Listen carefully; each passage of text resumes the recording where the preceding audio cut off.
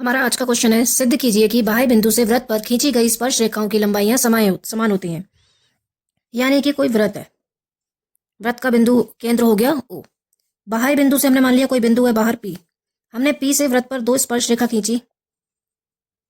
इसने यहाँ स्पर्श किया A पर और इसने स्पर्श किया B पर।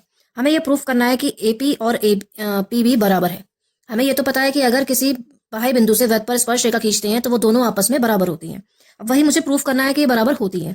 तो हम क्या करेंगे, केंद्र से इस बाह्य बिंदु P को मिला देंगे, केंद्र से A को भी मिला देंगे, केंद्र से B को भी मिला देंगे। अब ये जो OA और OB है, ये क्या है, त्रिज्या। केंद्र से वृत्त पर कहीं भी टच कर दो वो त्रिज्या बन जाती है।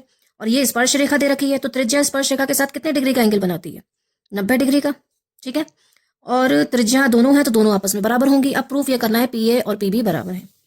देखो, सबसे पहले हमें दिया क्या है, हमें दिया है कि जो PA और PB है ये क्या है, स्पर्श रेखाएं हैं। ठीक, अब बात आती है हमसे सिद्ध क्या करवाया है। हमें सिद्ध करना है कि जो PA है वो PB बराबर है, ये दोनों बराबर हैं, ये मुझे प्रूफ करना है। तीसरा कॉलम आएगा थर्ड। हम क्या करेंगे, ये दो ट्रायंगल बन गए। ठीक है, इन दोनों ट्रायंगल को हम समरूप प्रूफ करेंगे। अगर ये समरूप या सर्वांगसम प्रूफ हो जाएंगे तो इसमें जो बराबर नहीं है वो भी बराबर हो जाएगा। यानी एक ट्रायंगल हम ले रहे हैं OAP और दूसरा ट्रायंगल ले रहे हैं OBP।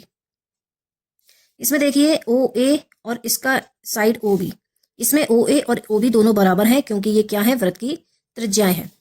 ये जो बीच वाली लाइन आपको दिख रही है OP, ये दोनों में कॉमन है, ये इस वाले ट्रायंगल में भी आ रही है और इस वाले ट्रायंगल में भी आ रही है। ये क्या है, उभयनिष्ठ। तीसरी चीज हमें क्या दिख सकती है, ये दोनों ही एंगल 90 डिग्री के हैं।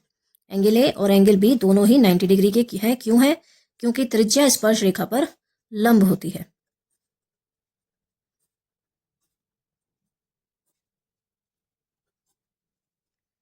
अब यहाँ पे कौन सी प्रमेय लग जाएगी, RHS प्रमेय, राइट एंगल, हाइपोटेनस और साइड। RHS प्रमेय द्वारा एंगल OAP और एंगल OBP दोनों क्या हो गए, सर्वांगसम हो गए, कॉन्ग्रुएंट हो गए।